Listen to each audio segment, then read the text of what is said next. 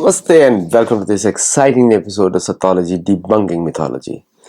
अगर आप हमारे मेंबर नहीं हैं तो मेंबर जरूर बने और वीडियो को लाइक और शेयर करें, लोगों को बताएं। चलिए आज क्या चल रहा है इस अमेरिकन पॉलिटिक्स में। मैं बहुत सारे शोज देख रहा था, सबके मैं सुनता हूँ और कुछ लोग बड़े कंफ्यूज थे। अब आप लोगों को समझ में आ जाएगा मैं किसकी बात कर रहा हूँ कि ट्रम्प ने पोप को बेइज्जती किया।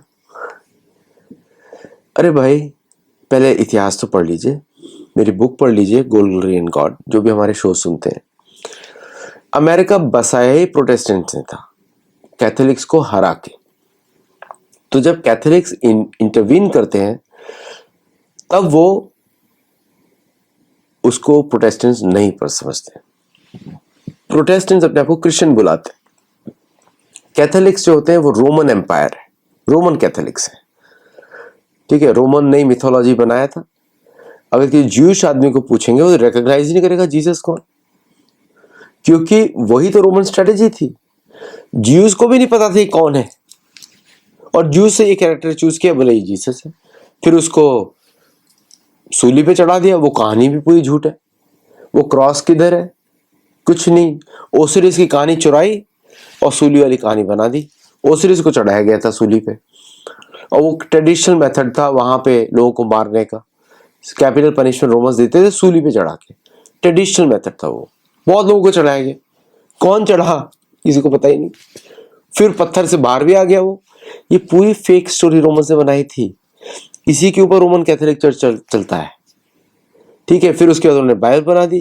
किंग ऑफ इंग्लैंड ने स्कॉटिश जो कैथोलिक चर्च था, आयरिश चर्च था कैथोलिक, उसको काटने के लिए बनाया।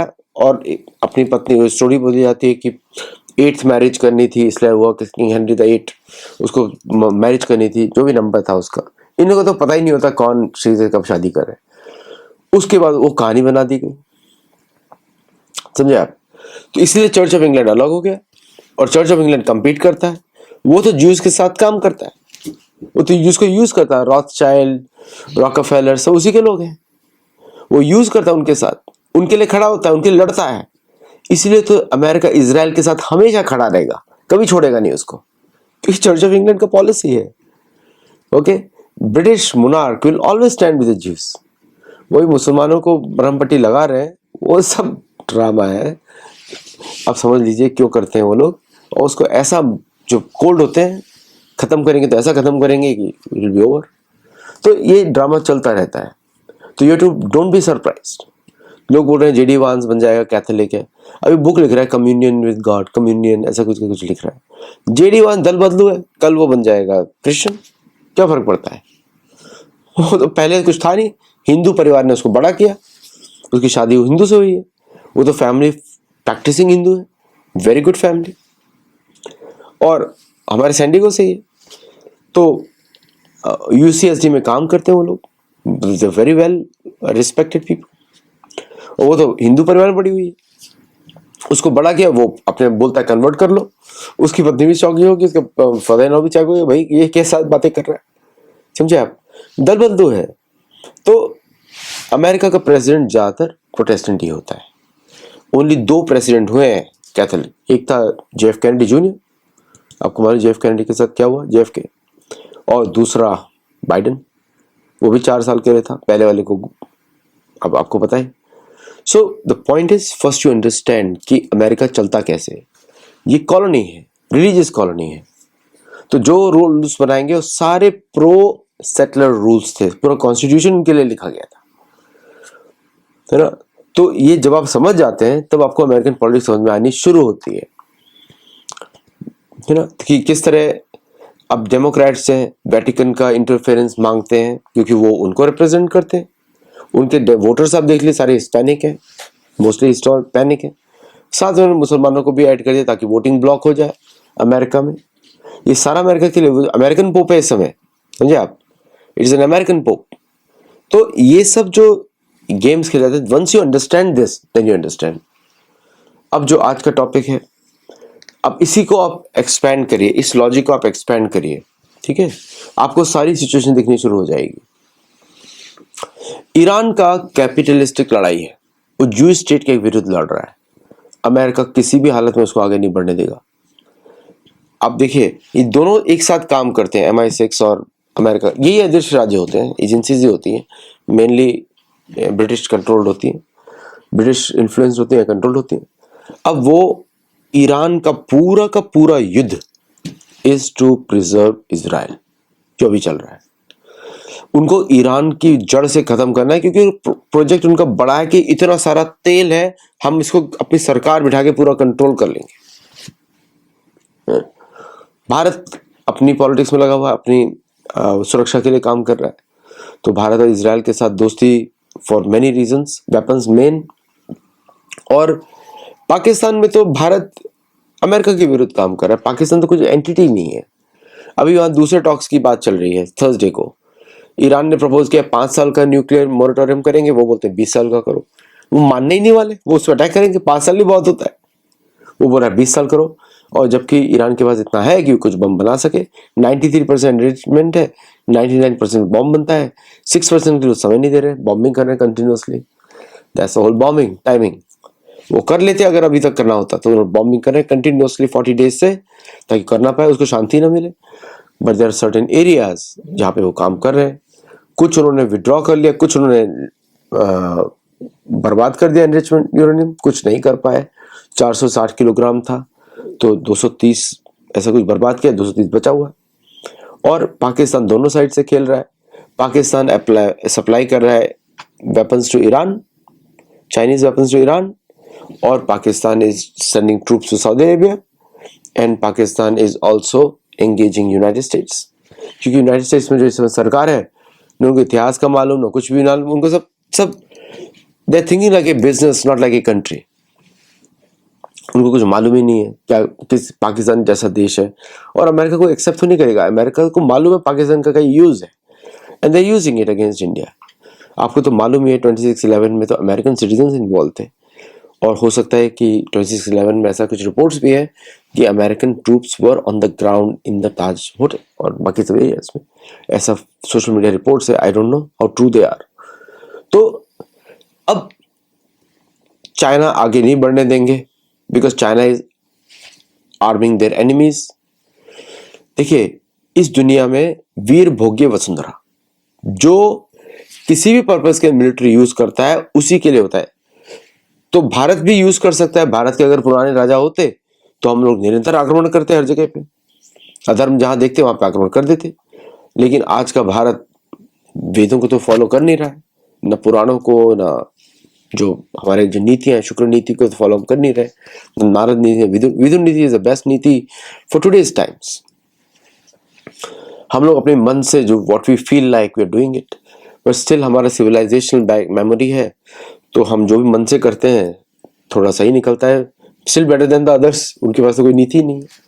ये तो बेनिफिट होता है सिविलाइजेशन स्टेट का कि अपने पिछले गुरु जो बोल के गए हैं हम वैसा कार्य करें। तो उसने स्ट्रेट ऑफ हॉर्मुज से डायरेक्ट इंपैक्ट होता है उनके सबसे बड़े एनिमी, जो उनके एनिमीज को फंड कर रहा है, चाइना। दूसरा उनका मलाक्का स्ट्रेट, उन्होंने आज इंडोनेशिया के साथ डील साइन करी, strategic long term strategic defence partnership. उस एग्रीमेंट में इंडोनेशिया की सॉवरेंटी चली गई। Now they can fly over Indonesia without informing Indonesian authorities. अब क्या क्या फ्लाई होने वाला है उनके ऊपर से, क्योंकि उनका जो प्रेसिडेंट है इस समय, he is in bad state in the local politics over there. Okay, वो इसलिए भीख मांग रहा था कि आपने देखा होगा कुछ पुराने वीडियो, जब पीस ट्रीटी के लिए गया था दोहा में, देखा था किस तरह he wanted to find some time, और हॉट माइक से लीक हो गया कि एरिक ट्रम्प से कुछ मिलना चाहता था, कुछ डील करना चाहता था, because he is a businessman also, उसको भी अपना प्रॉफिट देखना है। तो इंडोनेशियन प्रेसिडेंट ने उसको एग्री किया to buy more F-16। Already वो ऑपरेट करते हैं, ऑलमोस्ट 100 F-16 ऑपरेट करते हैं, और F-16 चाहिए उनको। भारत से ब्रह्मोस मांग रहे हैं। ब्रह्मोस सबको नहीं देना चाहिए भारत को, मैं बस इतना ही बोल सकता हूँ, लेकिन कोई मेरा ओपिनियन नहीं है, कोई राय नहीं है। It is up to the Indian government to decide. तो ये सीन चल रहा है इधर, ये सीन कुछ और है। और कालीमंतन करके जो इंडोनेशियन टेरिटरी है, प्लस जो पपुआ उनका टेरिटरी है, those territories are in play. तो कहीं ना कहीं वहां पे वो मिलिट्री बेस बना सकते हैं, क्योंकि अब उनको पता लग गया है Diego Garcia is not a safe place and UK may ask it any time. तो वहां पे जब बेस बनेगा they can directly monitor Malacca Strait. Andaman Nicobar भी बाजू में है, भारत तो कभी एग्री करेगा नहीं। सो ट्रायंगल बना रहे हो, Indonesia, Diego Garcia and third base वो बनाएंगे इन सऊदी अरेबिया। अभी तो सब कुछ इजराइल के बेन गुरियन एयरपोर्ट से ऑपरेट कर रहे हैं सब लोग। सो एक और न्यूज आई कि ईरान ने कोई शिप गिरा दिया, उनका डुबो दिया। I don't know how true the reports are, क्योंकि we don't know right now. लेकिन Malacca straits is in play, strait of Hormuz is in play. So most important straits कौन कौन से जहाँ पे चोक पॉइंट्स है? Malacca strait, Hormuz, Suez canal, गिनती के हैं, इंग्लिश चैनल, फिर आपका पनामा कैनाल। उन सभी स्ट्रेट जहां जहां से ऑयल ट्रांसफर होता है, पास होता है, वहां पे सब जगह American influence is now there and that's what President Trump wanted. तो नाउ वो 36% of the world trade control कर रहे हैं। 36%, 36% ऑयल ट्रेड। तो भारत को भी अफेक्ट होगा, बाकी लोगों को भी अफेक्ट होगा, but in a way it is good as well as bad. Good for India, क्योंकि अमेरिका के साथ ऑलरेडी उनके रिलेशनशिप्स हैं। आपने देखा होगा एयरफोर्स चीफ भी यहाँ पर है, एयरफोर्स चीफ के डिस्कशंस हुए हैं और तेजस का मेंटेनेंस लाइन, जी के मेंटेनेंस लाइन्स उन्होंने सेटअप करना शुरू कर दिया है। That means Indian air force is taking Tejas in their own hands because their need is desperate. है ना, एचएएल ने तो उनको फेल कर दिया एक तरीके से। उनके स्टेटमेंट से बोल रहा हूँ, मुझे एचएएल से कोई, Tejas is a wonderful aircraft, beautiful design, small plane, carries lot of weight and supersonic. तो बहुत अच्छा प्लेन है एंड प्लस भारत का प्लेटफॉर्म है। So now this will open work for other things also. So overall बहुत developments हुआ है। Major thing is अब चाइना ने अपनी फोर्सेस भेजी हैं। Will see whether Chinese forces engage directly straight of Hormuz. अगर मैं चाइना की जगह होता तो मलाक्का स्ट्रेट पे इंडोनेशिया को डांटता, but Indonesia will be cooked now between China and USA. अभी आप देखेंगे थोड़े दिनों में Indonesian president will have to resign for this deal.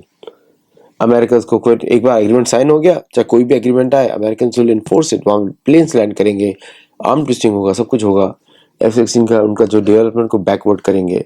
So interesting times for Indonesia है, interesting times for Pete Hegseth head also. अगर Iran जो बोला है वो कर दिया उसने, तो interesting times for him head also, और interesting times for mid term also. Mid term में इस समय चाहे जो भी रिपोर्ट्स आपको बोल रही हूँ, मैं आपको बताता हूँ on the ground President Trump might scrape through mid term with the Republican majority, might. अभी तक तो मुझे ऐसा लग रहा है। मैं भी टोटली, मैं तो इंडिपेंडेंट हूँ, I don't I go with what is the best interest of the native communities, indigenous communities, and what is best for the country. मैं उसी हिसाब से वोट करता हूँ। तो मेरा तो कोई आई एम पॉलिटिकली इररेलेवेंट। लेकिन मैं बस इतना बोल सकता हूँ कि अभी जो इलेक्शंस का जो चल रहा है, जो लोग बोल रहे हैं मीडिया में कि might lose and all those things, वो सब पॉपुलैरिटी रेटिंग पे अमेरिकन इलेक्शंस कभी होते ही नहीं है, समझे आप। रिमेंबर जॉर्ज बुश एंड उनका इलेक्शन था।